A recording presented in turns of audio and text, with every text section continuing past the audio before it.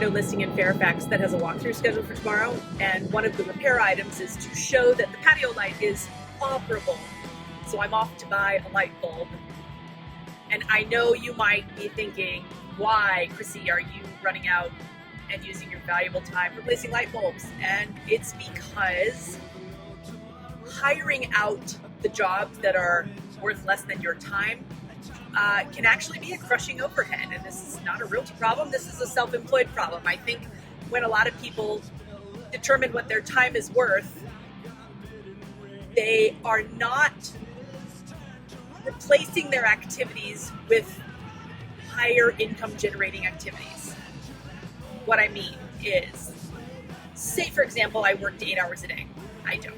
It's more than that. It's more than 5 days a week. Like, it'd be easier to calculate the time I clock out than the time I've clocked in.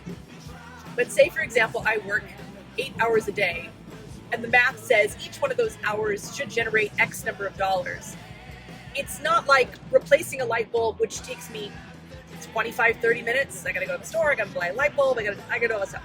It's not like that time is diluted because I'm missing out on the other income generating activities. So, I have a lot of people that think or advise agents, self-employed, everybody, if you get to a certain production level, you gotta start hiring out. You gotta delegate, you gotta leverage.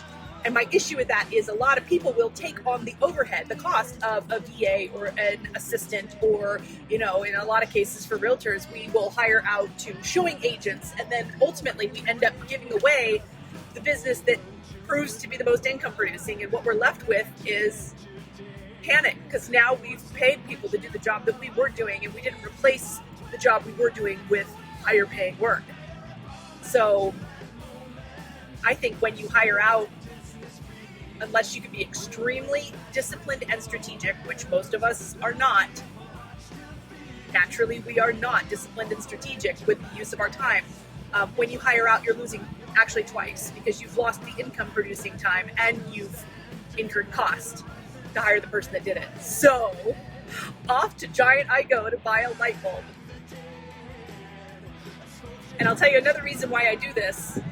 This is a stupid story from like 10 years ago, but I once had a seller that, in a panic, moved out of her house and left behind quite a bit of junk.